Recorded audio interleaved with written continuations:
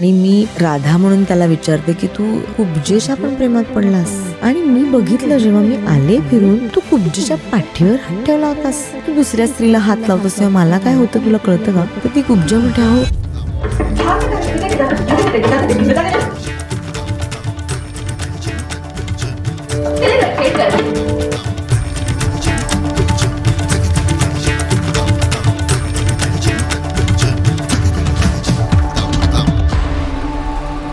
या कुंदेंदु तुषार हार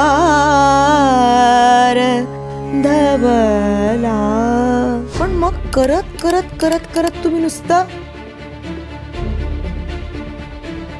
तरी कृष्ण वाटायला लागतो. म्हणजे तो इतका व्यापक आहे. मला आत्ता वाटलं हिची वेणी खेचावी तर मी खेचू शकते. मला आत्ता वाटलं की हिला विळखा घालावा मी घालू शकते. मला आत्ता वाटलं की नाही आता बसून रडावं तर मी रडू शकते. हा जो उपज अंग कृष्णामध्ये मुळातच आहे ते मला खूप लहानपणीच करायला मिळालं.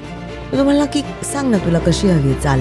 तिथे मी पहिल्यांदा पॅक झाले की अरे कृष्णाची विविध रूपं आहेत.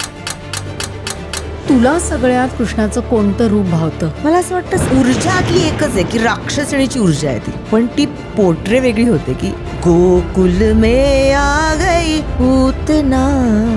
म्हणजे मी आता कृष्णाची भूमिका करते तर कृष्ण कसा विचार करेल असा परकाया प्रवेश नर्तकाने करावा लागतो. त्या नृत्यामध्ये तुझ्या एक सटल अभिनय होता. हो, शास्त्र तुमच्या आत असलं पाहिजे आणि बाहेर येताना ती कलाच असली पाहिजे. त्याचा अट्टहास करून नाही चालणार. तुला काही हवंय का? मी उघडतो दार असं जे हल्लीची मुलं करतात तसा असेल कृष्ण की प्रत्येक स्त्रीला असं वाटतं की हा माझाच आहे. पण आता तू कृष्ण जो एक नृत्य म्हणून सादर करतेस ते सगळे नवरस येतात का त्याच्यामध्ये? प्रत्येक व्यक्तीमध्ये ते नवरस आहेतच. ते वापरले किती जातात हा विषय. त्यांनी त्या काळामध्ये रासलीला पहिल्यांदा त्याचं नृत्य दिग्दर्शन केलं त्या नर्तकाने. एवढा म्हणजे द्वारकाधीश आहे आणि त्याचं ते सगळं मुकुट त्याचे ते सगळे कपडे ते सगळ्याला कशाच भान राहत नाही. तो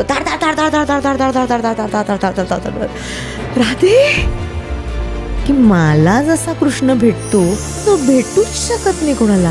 हे मला कधी कळणार आहे? इतक्या उत्कटतेने तू ते सांगतेस आणि करतेस की मला ते जाणवलं. असं वाटलं की आहे कृष्ण आपल्या आजूबाजूला आहे. त्याचा भास होत राहिला, त्याचा अनुभव आला. असं कधी झालंय का?